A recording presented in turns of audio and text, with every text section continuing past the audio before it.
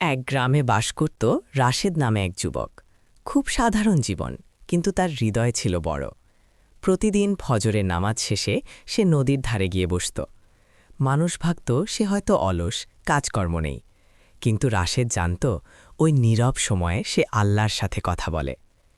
একদিন গ্রামের এক ধনী ব্যক্তি রাশেদকে তুচ্ছ করে বলল, নদীর ধারে বসে থেকে কি জীবন বদলানো যায়? রাশেদ মুচকি হেসে বলল, জীবন বদলায় না বসে থাকার কারণে, বদলায় ভরসার কারণে। কয়েক মাস পর ভয়াবহ বন্যা এলো।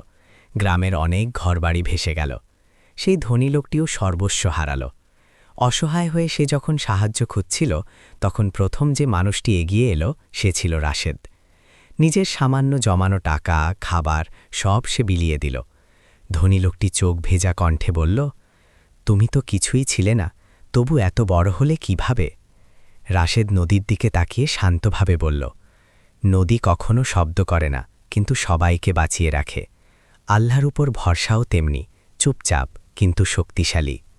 সেই দিন থেকে গ্রামবাসী বুঝে গেল, আসল বড় মানুষ তারা নয় যারা বেশি কথা বলে, বরং তারা যারা আল্লাহর উপর ভরসা রেখে নীরবে ভালো কাজ করে।